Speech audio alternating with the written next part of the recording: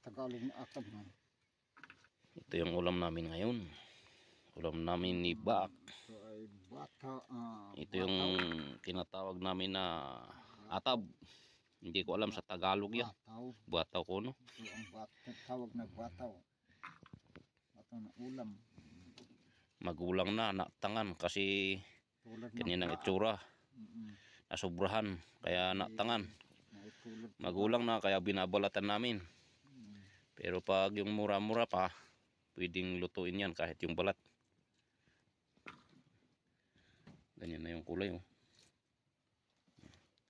Yung sobrang magulang na, yung naging baak na, ayan, ginawa kong binhi yan.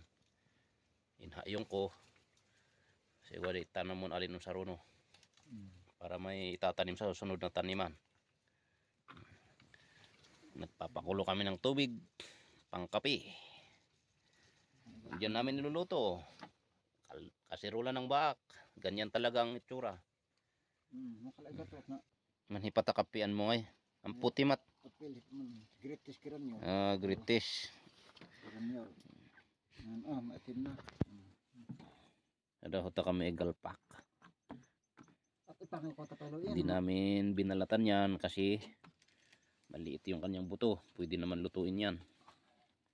Hindi matigas. Ito pa yung babalatan namin. Kunti na lang.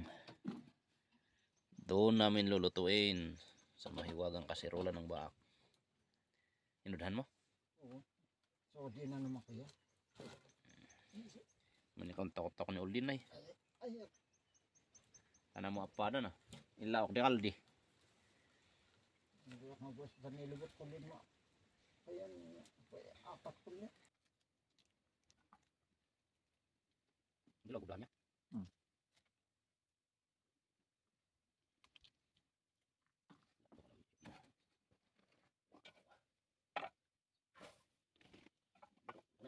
Ito yung lulutuin namin, ulam namin ngayong tanghali. Purong ganyan. Tapos lagyan namin ng talbos. Talbos ng watercress. Tapos ampalayang ligaw.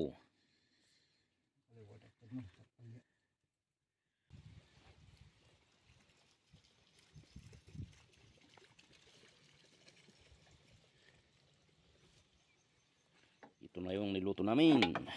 Ayan na. Luto na. Special na ulam ng baak. Sarap. Kahit maitim ang aming kaldero, pero yung laman masarap. Kain na tayo. Sarap. Kahit maitim yung kaldero namin, masarap naman yung laman. Organic. Asin lang po ang halo niyan. Tunay na organic.